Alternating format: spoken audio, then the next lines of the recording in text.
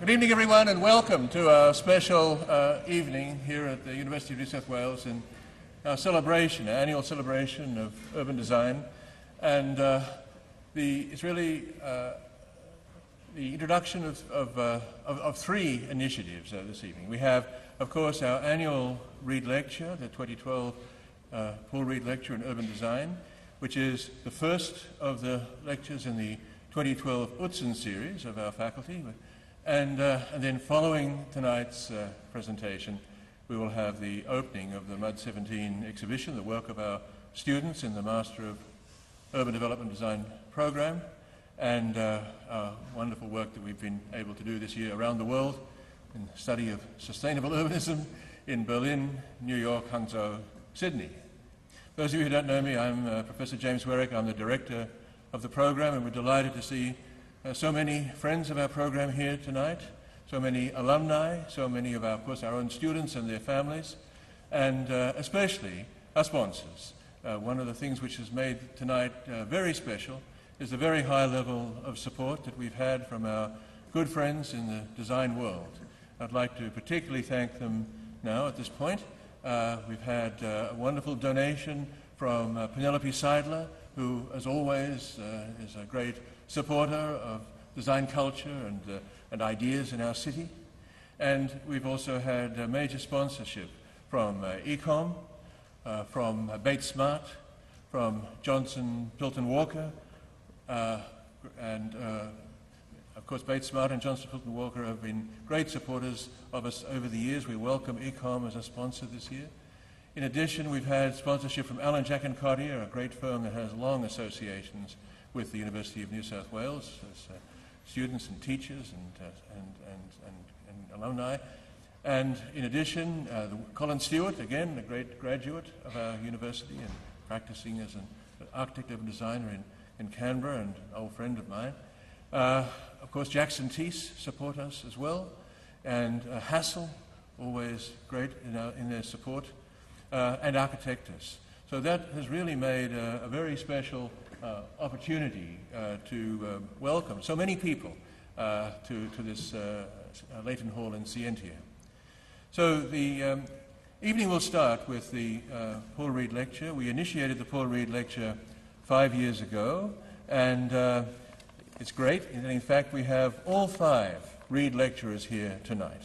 So the inaugural lecture was given by Emeritus Professor John Lang on the topic of urban design, the UNSW experience, shaping the global city, really explaining the underpinnings of the course which we initiated in the mid-1990s with its very strong global focus and its understanding of the forces of change that have seen the transformation of so many untested ideas in design and how they make sense in terms of how people truly live in cities. Then the second Reid lecture was given by our great friend Philip Talos, the greatest urbanist of this city, on Sydney, Reimagining the Public Project, a highly charged lecture on a vital topic which is as vital today as it was when he put that message to us.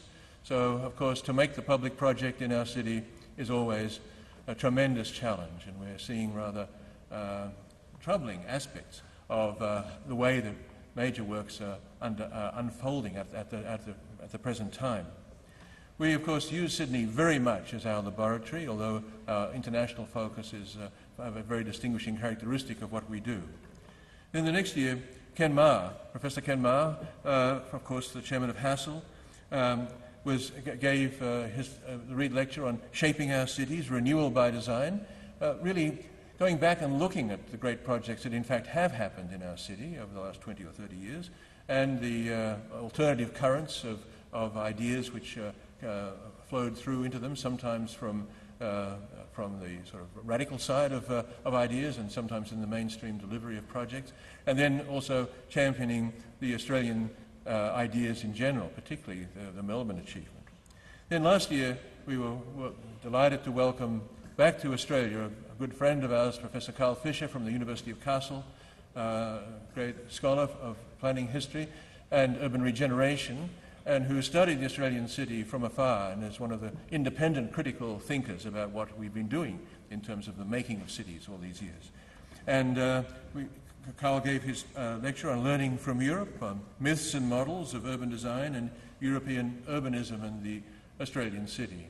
And that is, of course, a continuing dialogue about our dream of the European city and what we imagine is possible in our culture and our climate and our particular circumstances, and to see it in its reality instead of the idealized and unrealistic expectations is a really powerful message indeed. Well, our theme this evening is sustainable urbanism, and of course it's 25 years since our common future of Gro Brundtland's commission, which put forward the idea of sustainable development. So it's not a new idea at all, but it's been given great impetus and energy in our own program by the appointment of Professor Michael Neuman as the Professor of Sustainable Urbanism. And to introduce Professor Neuman and to also speak about the Utzon series and the work of our faculty, please welcome Professor Alex Zarnes.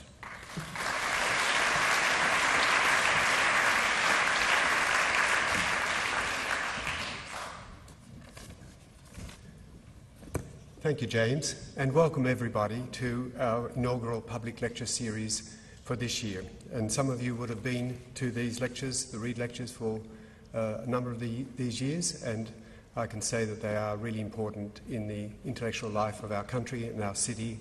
And of course, with so much happening in the urban space, what we do to help drive it in the right direction is very important. I'd also like to especially welcome Wendy Reid, and Wendy has been with us supporting the program from its inception, and of course she's in a very good position to see how it's grown, how it's developed and how it's changed. So welcome everybody, and thank you for coming, and we look forward to seeing you throughout the year. James put me into a bit of a hot spot because I was going to introduce Michael Neuman, but now I'm going to speak a bit about the faculty and the university. Well, I'll mention a few things. The faculty powers on. Its work is continuing to grow. We had an extraordinary year last year in terms of our research, where we were central to the CRC, National CRC for Low Carbon Living. It's a big research grant led by our faculty and by Professor Deo Prasad. In essence, you might have read the federal government gave us $28 million to run this over 7 years, but of course industry has backed that by money, which means it's in excess of $100 million over the next 7 years. And that theme is central to what needs to be done to understand better the world we'll make in the future, how to empower us to make a better place through research. And we've had other great successes in the research space across the ARC spectrum and in other nationally contested research grants, such as studying the building education revolution, $2 billion spent over 2 years over one building type, and we've been honoured to understand what happened and what we can learn from it. And also the university has done very well, and we lead the state in terms of ARC grants, in terms of all the grants generally, and we're now rated in the 3rd position nationally behind ANU, which is unassailable for various reasons, and Melbourne University. So the university and the faculty is travelling well, and a large part of that is from your support, your encouragement and your contributions, guiding us, helping us better understand what we need to do. But my mind now will turn to Michael Neuman, our newly appointed Professor of Sustainable Urbanism, been with us less than 12 months, arrived around about the middle of last year, and already has given us great insights into these areas of thinking and his impact on the curriculum, in the development of the curriculum, and through his research, strengthening our knowledge and skills in key areas related to urban design, to strategic planning and policy, to landscape architecture, and to engineering, because Michael is truly extraordinary in the range and depth of his discipline interests, and brings to us great knowledge and great skills to help us move forward in this area. So his area is extraordinary, as I've just mentioned: urban infrastructure, governance and administration. Those of you in that area should read Michael's writings. Electronic vehicles and their impact on their urban impacts. Infrastructure, urban infrastructure and how to go about it. So publishing extensively, books in leading journals, he brings to us a great new armoury, great new skill. And we welcome Michael and thank him for giving this lecture. This year's Mud Studio is sustainable urbanism. You'll see the exhibition shortly, a sub-theme, perhaps good city process, and substantially about broader issues and how they affect the design of our cities, the 21st century city. Michael may allude to an interesting theorem or mathematical formula he's derived, which, as a theory, applies a measurement of sustainability to any process, be it natural, social, technological, economic, physical, or any of those in combination. A really important area is how to understand what really happens, how to give it quantifiable dimensions. And that's just some of the thinking behind Michael's work. Truly understanding the accumulation and depletion of factors that affect sustainable urban environments is really one of the central issues facing us today. So from these sorts of understandings, we do want to go forward. We do believe, as a faculty, we are about the design, delivery and management of the 21st century city and all of the elements of the city. And we have that breadth and depth in our faculty, as many of you know, and I think bringing those together in lectures such as this is one of the strengths of the faculty. So I welcome now Michael to deliver the Paul Reid lecture.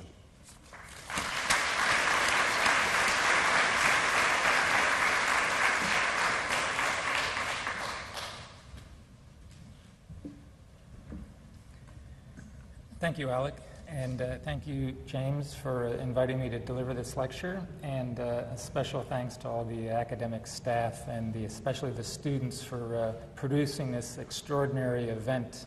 Cecil B. DeMille has nothing on you. It's an extraordinary production.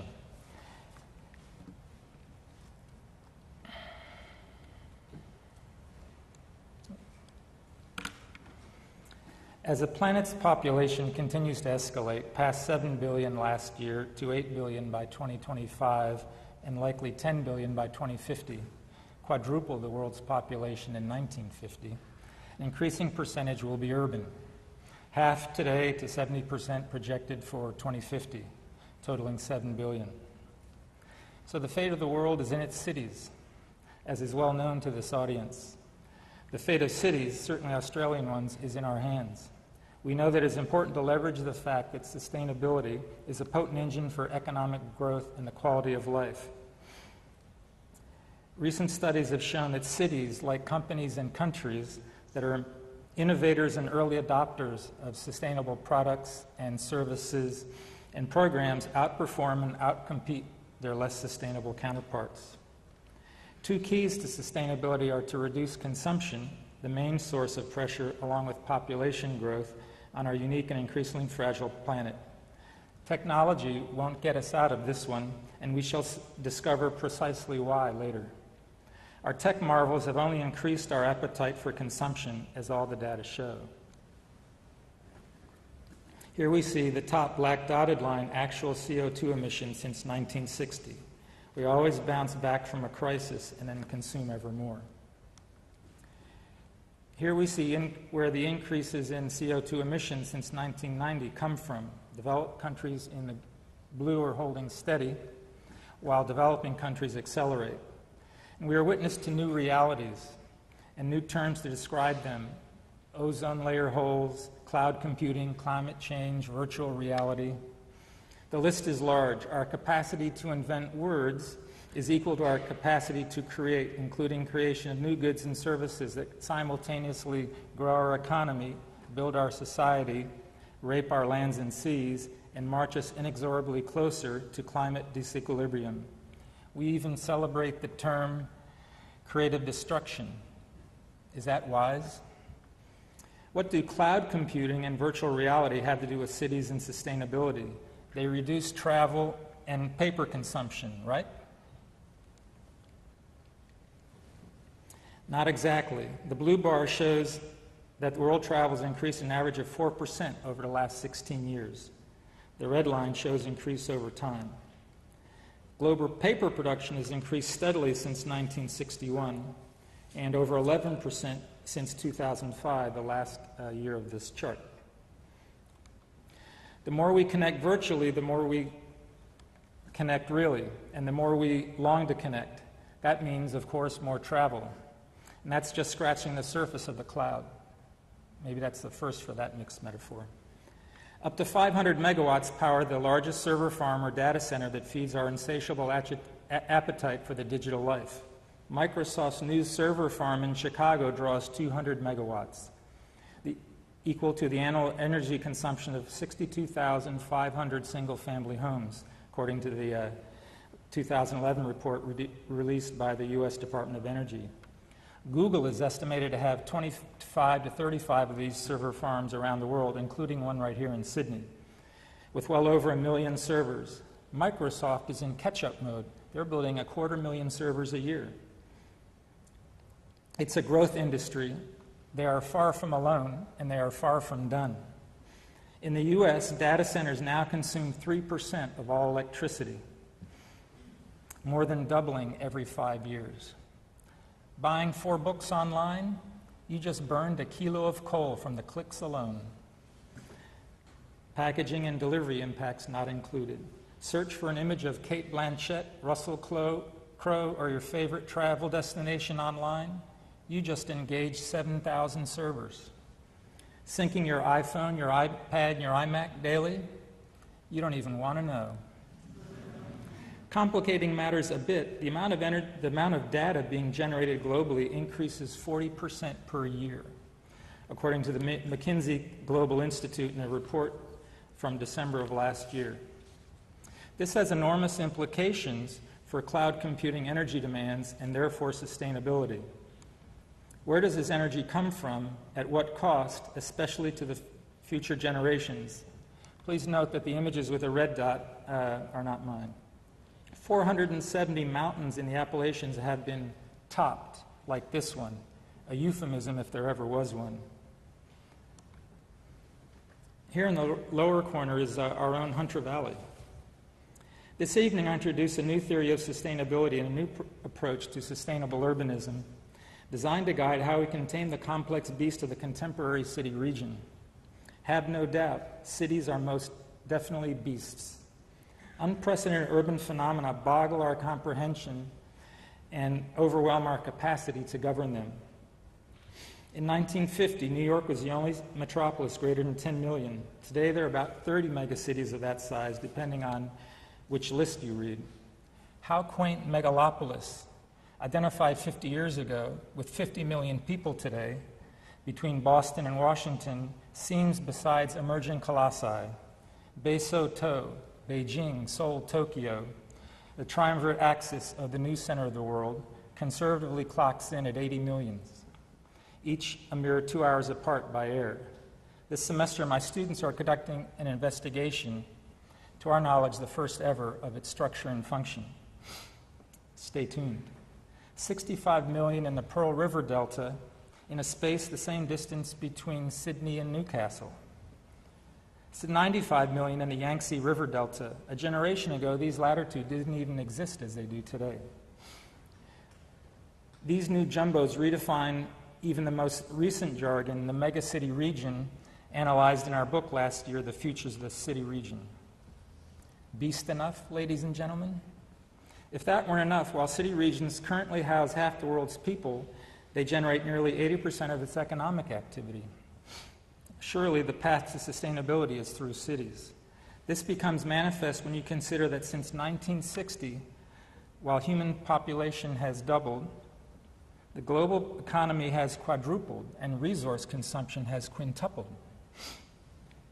We are getting less efficient as we move to cities, not more, contrary to popular belief and professional dogma. Soon we'll hear why. The path to urban sustainability isn't a path at all. It's a network. Interconnected networks, multiple networks. If you're thinking infrastructure networks, then you're on the right track. While we typically think of buildings when we bring to mind the built environment, infrastructure is more consequential. Without infrastructure, cities couldn't even exist. Infrastructure consumes the majority of energy today, not buildings. Infrastructure shapes the location and amount of urban growth, which is why a built environment that neglects infrastructure is a shell, and why sustainable urbanism is networked urbanism. And while much of my scholarship and consulting over the last 2 decades has centered on sustainable infrastructure, my focus tonight is on cities and urbanism, including their networks and flows through them. Over 20 years ago, Manuel Castells coined the term the space of flows, after observing that the power of flows had overtaken the flows of power. One merely needs to note that the trillions of dollars transacted daily in global financial markets thus far have resisted serious regulation while at the same time dominate our economies, our societies, our politics, and not to mention our lives. In flows, that is, in processes, we glimpse a first hint of how to be sustainable in absolute terms and how to measure it. That brings us back to the title of my talk, Sticks and Stones Will Make My Bones. You may be scratching your head now, at least metaphorically, wondering what do sticks, stones, and bones have to do with cities, networks, and flows? Let's look at some images that speak to my title, which is more than a play on words.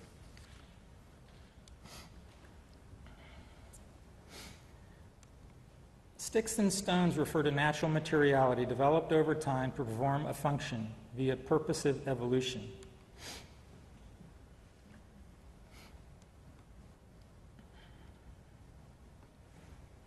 Make, not break, refers to what we do as planners and designers, developers and builders.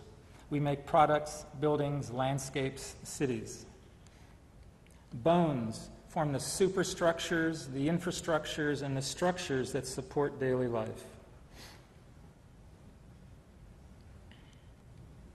Some constructions elegantly combine the three. Coming up this weekend is St. Paddy's Day. This vintage 1900 photograph by Edward Curtis captures a Blackfeet Plains Indian place. Tribes in the central United States were not nomads by nature, by the way. They were nomads because of nature. They packed their teepees, entire settlements worth, on their animals' backs to avoid the Mississippi floods, which can extend upwards of 100 miles on either side of its banks. That is resilience. We, on the other hand, use sandbags. Getting back to the title, Designed for Durability, things that last, like stone and wood, forged in nature's crucible, history has shown them to withstand the tests of time. Their natural properties enable them to do so. Moreover, they are not toxic, they don't pollute, serve multitudes of purposes, are easily shaped, and age gracefully. First, the stones. And now for some sticks. Stone and wood have endowed civilization with much more than durable building materials. They have another property, beauty. Beauty is, I submit, the most overlooked, if not forgotten, criterion in sustainable urbanism and design. Whether a person, work of art, garden, building, city, the more beautiful something is, the more we care for it, nurture it for the longue durée. Beauty is as durable as it is ephemeral. Concrete has its artists too, Louis Kahn, Tadawanda among them. However, concrete usually attacks graffiti rather than care before it crumbles all too soon. Not to mention, concrete is the most unsustainable construction material, factoring in embodied energy and life cycle costs and impacts. Here I quote, "Before a support was transformed into a column, a roof into a pediment, a stone heaped upon stone, man put stone on the ground in order to recognize place in the midst of an unknown universe and thereby measure it and modify it." That gem by Italian architect planner Vittorio Gregotti from his essay Territory and Architecture captures many universal truths, including this act of building that creates more than just a building. True building creates place and therefore meaning on many scales. He thus captures the best of the intersection of urban planning and architectural design, largely divorced disciplines in Anglo-Saxon countries, but integrated in Latin countries. This audience is a brilliant exception to that. Stone has an extremely long shelf life. There's almost no expiration date on stone properly selected to its environs and expertly cut to its task. This is a basilica of Santo Stefano, a 6th century basilica and altar in Bologna. Shelf life of wood is shorter than stone, but can extend to 500, even 1,000 years. How does this privileging of durability of solid materials square with sustainability buzzwords such as resilience and flexibility? What does it have to do with flows in 21st century city regions? Wood, especially bamboo, along with stone and other natural materials such as iron and steel, have properties endow them with strength and resilience, durability and flexibility. They are plastic and malleable, able to be sculpted into works of art. Further, over time, they gracefully acquire additional qualities: radiance, patina, texture, and afterlife that may even surpass its original beauty. Moreover, natural materials, if kept relatively pure, can be reprocessed almost indefinitely, as with iron, steel, clay, brick, stone, others. Natural materials, if properly used in size, in sensitive design, offer unsurpassed qualities of heating and cooling and protection from nature, because they evolved from nature naturally to possess those functional attributes. One hot and humid summer day, 35 degrees outside, the interior temperature of this pavilion in the Summer Palace Gardens in Beijing was a cool 25 degrees, simply due to good design, airflow, and water and plants in the environs. This patio inside the Archive of Aragon in Barcelona provides the same relief on a hot summer day, with air, water, plant transpiration, and shade flowing throughout. Natural materials also connect us to our bioregional place, a reminder of where we are. And natural materials aren't limited to structures. Some of our most indelible infrastructures are made of them.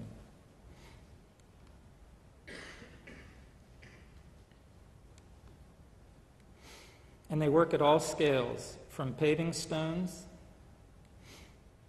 to great walls, and become urban and national icons. And here we see the architecture of nature. 2 weeks ago, Wang Shu was the first Chinese architect to be awarded the Pritzker Prize. He redefines the nature of architecture by bringing nature into architecture. The citation of the prize jury couldn't be more appropriate to the sense I'm conveying about wood, stone, and similar materials. Quote, timeless, deeply rooted in context, yet universal, unquote. Wang Shu's use of wood and stone is timeless because they are natural, and we humans relate to that as a species. It's why we cannot resist touching a marble or granite sculpture in a park, or we look over our shoulder and glance askance in a museum to do so. A prize moment in my life was stealing a long caress of Michelangelo's Prisoner in Florence. What you may gather from this selection of images is that sturdy natural materials that can withstand the test of time are best. For example, let's compare this curbstone in Prague, nearly a meter deep, from the 1800s to your typical thin and shallow concrete curb of today, lifespan 5 to 10 years. Which has significantly lower life cycle costs? Which is more appealing? Which doesn't crumble when you run over it with a garbage truck? But I ask you to delve deeper and ask yourself, how did that form come to be? How did that cliff get exposed above the surface of the ground? How did the sun and the wind and the rain and rivers work on its face? That cliff dwelling, what was the process used to construct it? Is it sustainable? Does it use local materials? How does it affect the web of life and its environs? This is a critically important way of understanding materials and creating form. That is, understanding nature and culture. Understanding nature is a process that converts flows to form. Understanding culture is a process that converts materials to meaning. Using design to build a bridge between culture and nature, exemplified in this Suzhou garden. Better yet, to build a seamless fusion between them, same as it ever was. These images from around the world attest to the durable design as sustainable design. They attest to the norm when people think of time and place in design. That is, we think of culture as manifest in regional design, local climate and materials, local knowledge and craft. One couldn't proceed without mentioning Siegfried Gideon, Yi-Fu Tuan, Christopher Alexander, and Kevin Lynch, just to name a few. More recently, ecology has come into the picture, as has biomimicry, where we could, of course, mention Ian McHarg and Janine Benyus, among others. Our professions have long thought and practiced as if that were all that mattered: culture and nature, space and place. Recent design theory has added materiality to this mix, which emerged and then submerged, with practitioners, especially starchitects, going on high-tech flights of fancy, endowing us with wondrous designs, some even somewhat sustainable. Just the other day, a leading Australian architect told me about a recent $800 million project in Melbourne where the developer decided to spend an extra $60 million for the sixth Green Star, reasoning a competitive marketing advantage and some operating cost savings over a 5-star rating. Who stuck that in there? Maybe a prankster making light of my point about nature and culture, I don't know. That one's going back to the writers. The next part of my talk regards how nature, culture, place, materials, and rating systems hyped by stars and precious metals aren't enough. We'll see we need to go further to consider time and place in a new understanding that engages the fundamental laws of thermodynamics, indispensable to a truly sustainable urbanism. To do that, let me turn to what I was considering for a title of my talk, Scaling Sustainability, in which scaling has 3 meanings. The first meaning is the one we think of when we think about mountain climbing, scaling something that's a supreme challenge. As a climber, I can tell you that the best answer to why climb, why scale the heights, why we become one with the rock is simply because it's there. These 3 most famous words in mountaineering were first uttered by George Mallory before his ill-fated attempt to conquer the summit of Everest in 1924. And while because it's there might be perfect for mountain climbing, because there's no choice is perfect for sustainability. If you can think of a more supreme challenge to humanity than sustainability in its full meaning, please let me know. An important part of our challenge in sustainable urbanism is scaling impediments to its practice, especially in our own thinking. I developed 2 other meanings of scaling. As designers and builders of place, we tend to focus on the spatial. What I want to tell you is that it's the wrong focus, or at least an incomplete focus. But we haven't had a choice but to focus on place.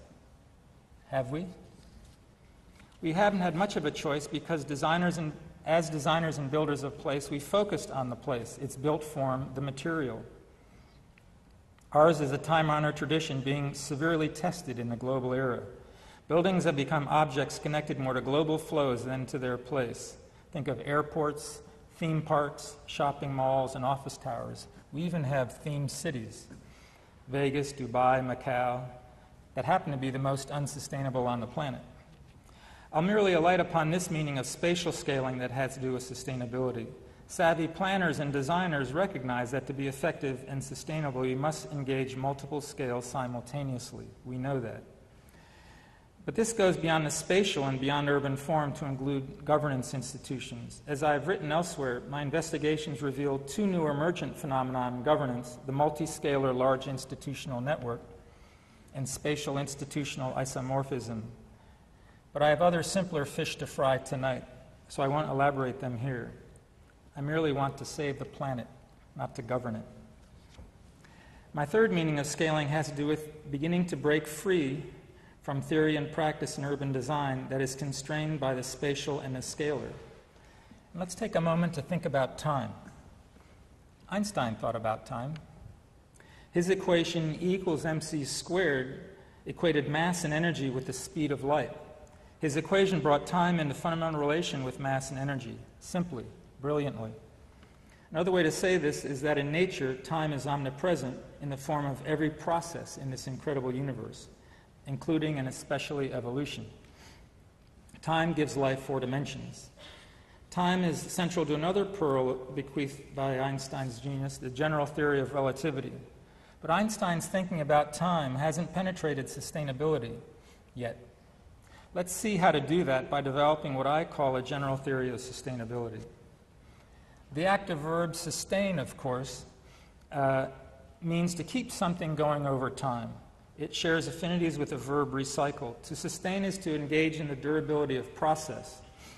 In ecosystems, as in cities, the cycling of energy, materials, waste, water, and activities, and their continued recycling over time are critical processes that keep all the other processes going. This continual recycling and reusing, what William McDonough refers to as cradle to cradle, where waste equals food, is but one touchstone of my formulation. My theory develops a third meaning of scaling sustainability, the scaling of time.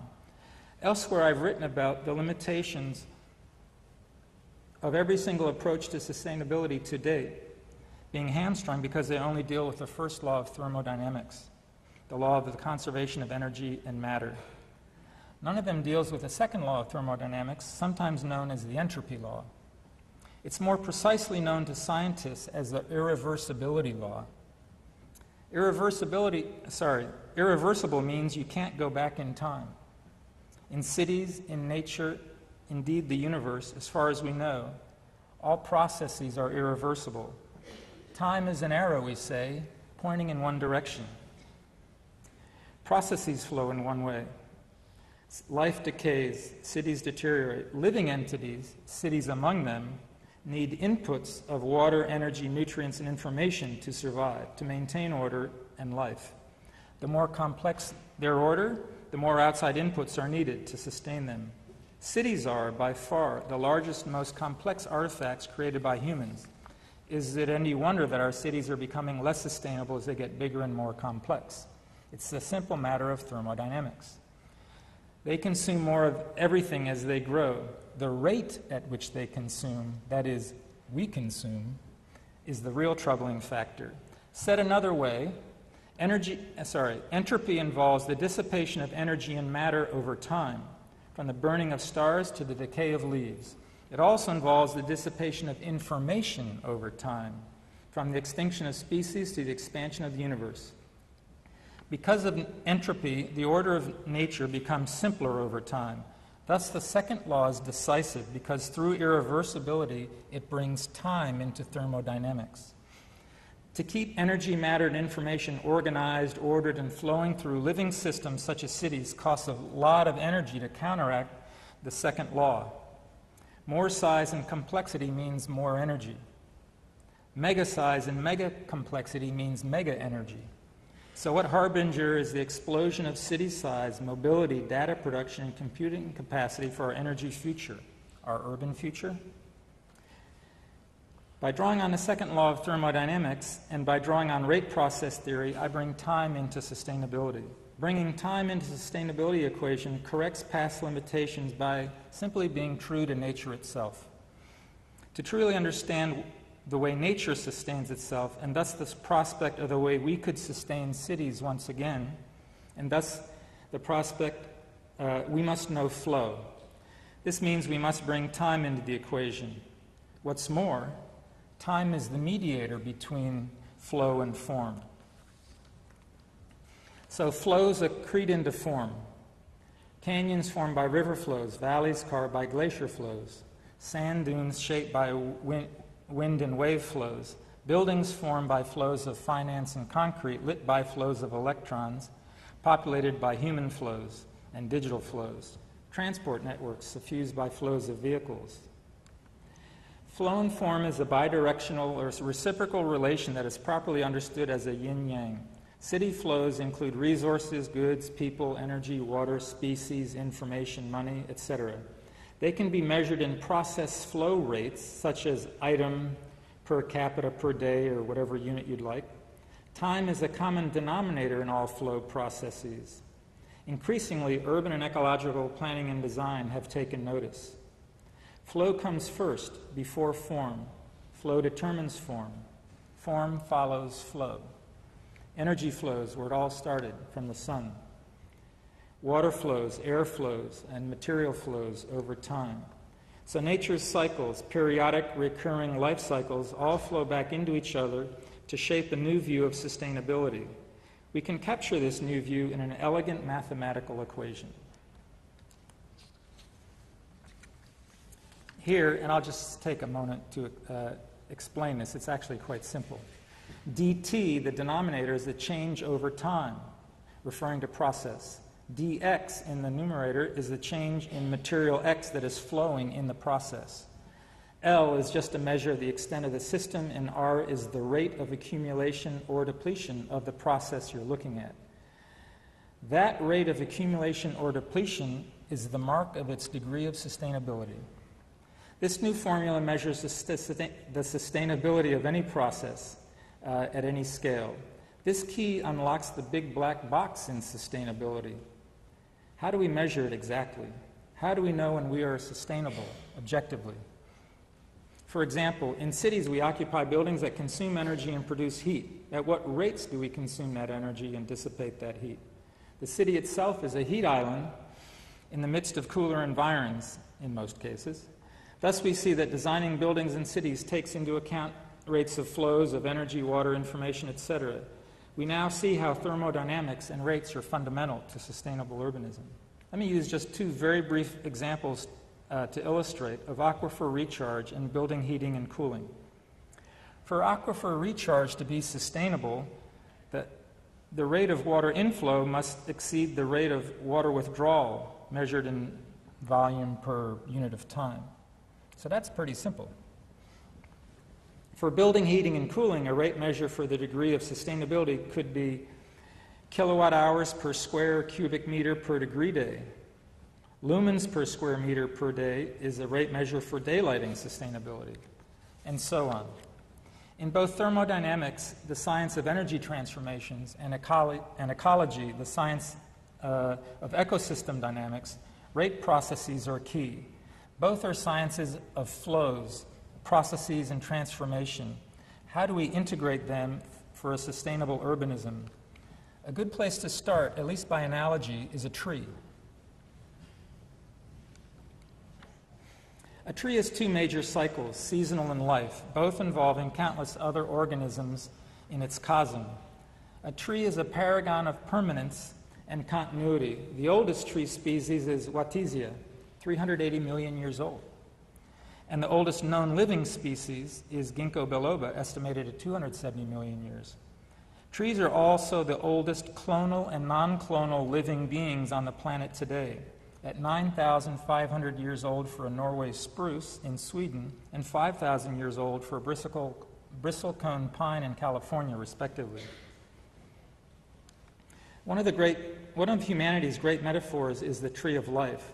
Epics and legends extol the role of the tree as symbol and as fact. Take a recent tree epic, the film Avatar.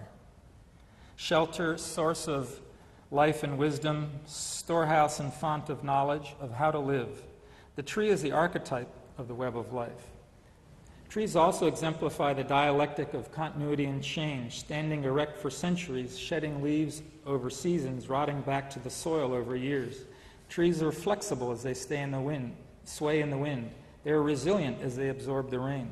They provide shelter, shade, food, materials, playgrounds, store carbon, bind the soil. The list is endless. Tree root system interactions with soil, for example, generate enormous biological complexity.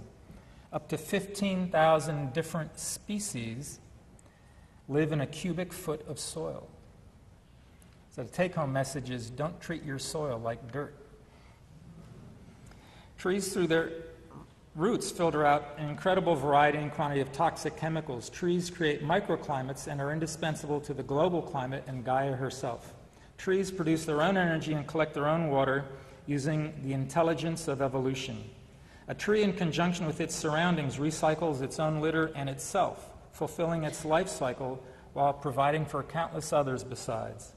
Trees are open systems connected to other open systems through multiple natural networks, nature's infrastructures. So, asking the right question is more important than having the right answer. You can have what you think is the right answer, but if the question is wrong, the consequences can be disastrous. Just ask the residents of New Orleans after Hurricane Katrina, or Fukushima after the earthquake and tsunami 1 year ago.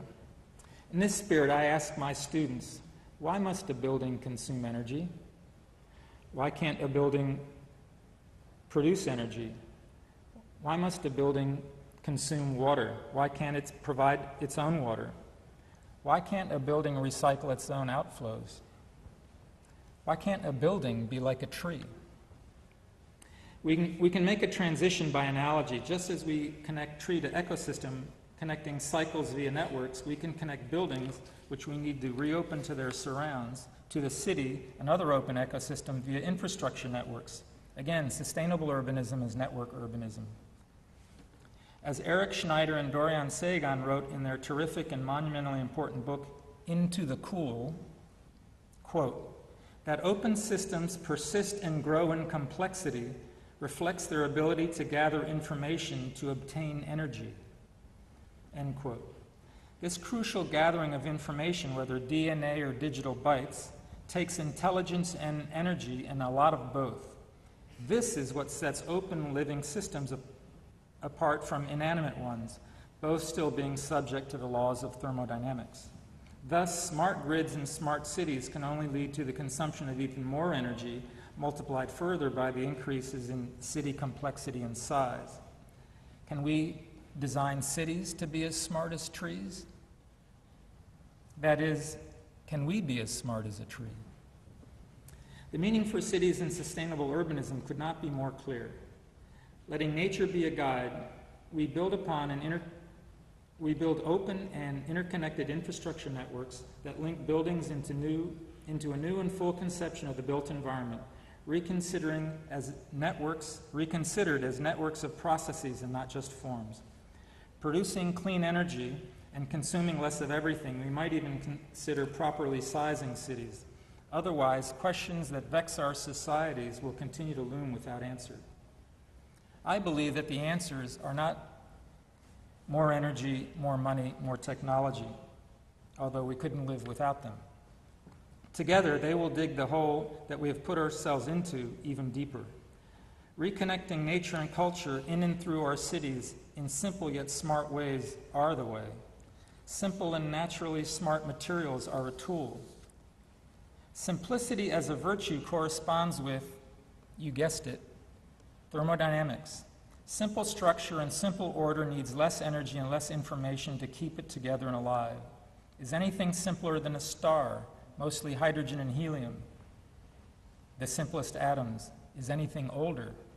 On Earth, the oldest living organism is the simplest, the microbe. They'll be around long after we are gone. They also are the most extensive, making up 80% of the Earth's biomass. Sticks and stones are simple materials that let evolution imprint the information and embody the energy for us for free, making them innately sustainable. Old buildings and infrastructures have proven it. Der Zeit ihre Kunst, der Kunst ihre Freiheit, wrote the Hungarian Ludwig Hevesi in his adopted Vienna during the secession movement. Each age its art, each art its freedom. In our age, the art of sustainable urbanism is also a duty. I understand planning and design to be creative processes that give life and meaning to built objects and environments. They have always been about making places more sustainable, improving health and living conditions. Only recently, with a rising sense of impending risk, do we realize that we pilfer more than our fair share, that there may be, some say are, limits to human profligacy and the planet's own resilience to support life as we have created it. Thus, we must plan. Plan to account for limits, to safeguard our own well-being as well as that of the blue planets. Plan to make choices that are economic and ecological, therefore political. The closer we approach these multiple limits, it is inevitable that society places a greater premium on planning and design due to the nature of the choices that confront us. The salvation of our species, as well as numerous others in the long run, depends in no small part on society's valuation of the built environment professions. Who will connect nature and culture, art and science, ecology and economy, inputs and outflows? Who will integrate flow and form, process and outcome, design and planning, infrastructure and structure? Who will realize that form-based codes are the right answer to the wrong question, the right question being, why don't we design flow-based codes? Who will envision tomorrow that is a happier and healthier place for all species? Cities have been continually reinvented since the dawn of civilization. The reason for their durability is their continual reinvention. We will reinvent cities once again sustainably, just as we will reinvent urbanism. We are all sustainable urbanists now, creative and committed, bringing cities to life and life to cities. Today, our methods and thinking must change to correspond with the global world, the network society, the space of flows, and the imperative of sustainability. Good city process along with good city form. We plan, design, and build a 21st century, the home of 7 billion humans within a lifetime of the young people in this hall. They are who we teach, and they are also why we teach. Because the future is theirs, in youth lies our hope. Teaching design touches and shapes the future through our students. And when you touch the future, the past will follow. Thank you.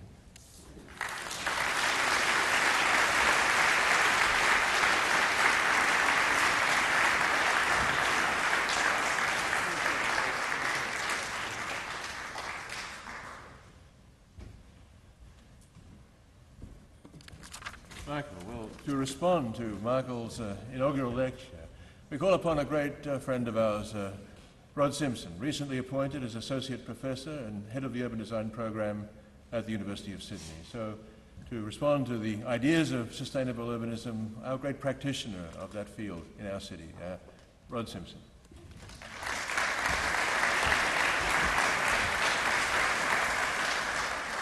Well, firstly, I'd very much like to thank the university and James in particular and Michael for inviting me to respond. I have to say it's quite a task after this, and I haven't seen the presentation before, so I've had a short chat with Michael previously, but he did suggest that I might like to bring it down to the Sydney and local context as a recent arrival. And so I'd firstly like to say I look forward very much to hearing more from Michael now that he is in Sydney.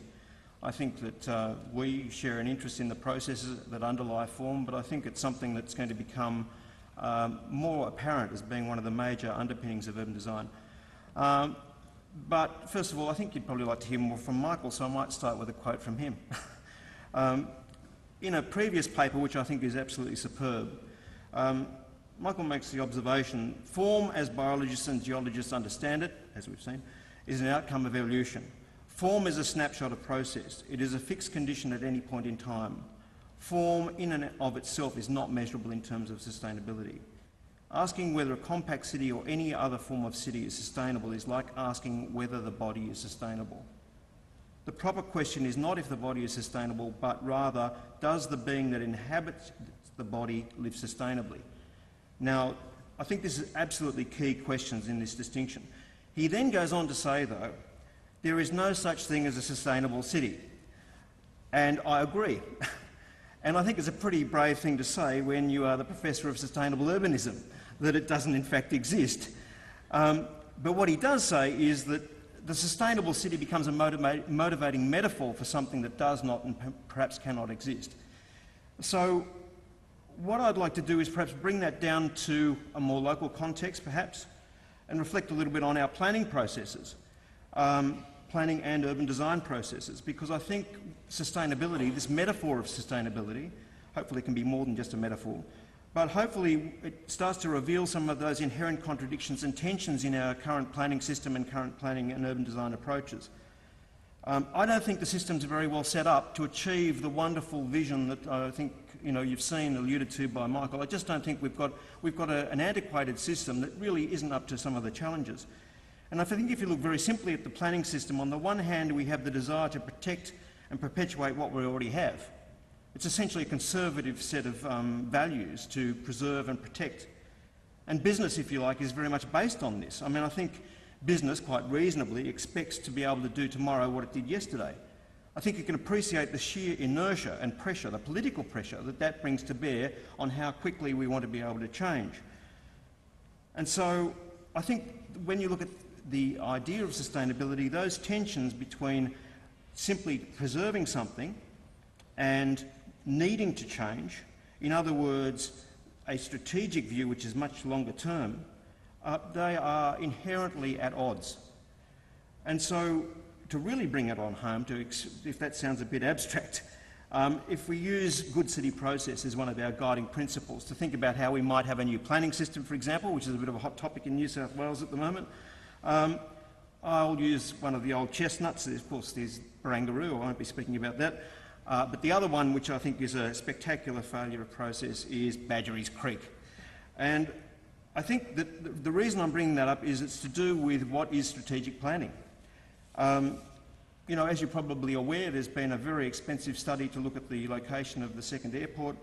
There's been a quite parallel process to look at the high-speed train. And we have the state government that's about to release all those sites for development, which would wipe out a lot of those opportunities.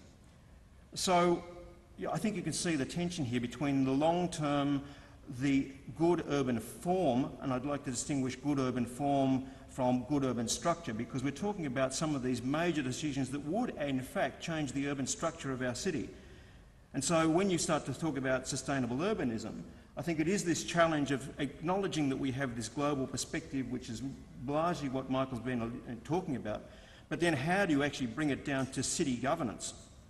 That's a much more local issue with particular social values and so forth, which is part of good city process. So the process, as Michael's already said, you know, is not simply about material flows, energy flows and so forth, but it is inherently and must be a political process. So as designers, I think it's incumbent on us to think about what an ideal process and governance structure might also be. So really to wrap up, because I need to speak for a few minutes, and it's really to reflect, I suppose, on what Michael is offering. There are techniques, there is rigorous analysis, we've got sophisticated models, we can write equations, we can do all these things as professionals and with a high degree of rigour. Having facts doesn't mean that we're necessarily going to get decisions based on those facts.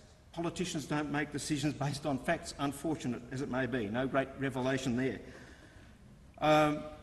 So I think the link here is to recognise that as designers and as, well, I dare say, activists in achieving a more sustainable city, it's really incumbent on us to somehow engage with the community, to allow them to understand the sorts of things we're talking about in some of the most captivating images, to engage with them in a way that allows them to communicate and give politicians the mandate to look at the facts, to look at the models and to look at these alternatives.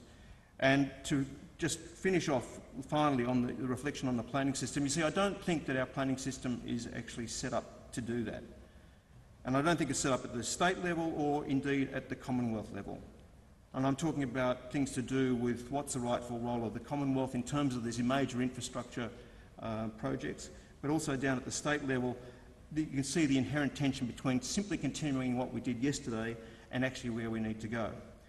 So I think the real challenge is, therefore, to try and translate some of the global perspective and some of the rigour that you bring with you, Michael, to some of the quite difficult conditions, political and social, to convince people they do need to live more sustainably and convince politicians that they need to look at the facts.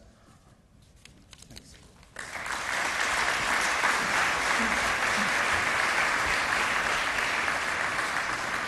Well, thank you very much, Rod. And of course, we've had a terrific introduction and discussion of very complex and challenging topics. The opportunity will be there to further debate and talk about these in the rest of the evening as we go down to our exhibition opening.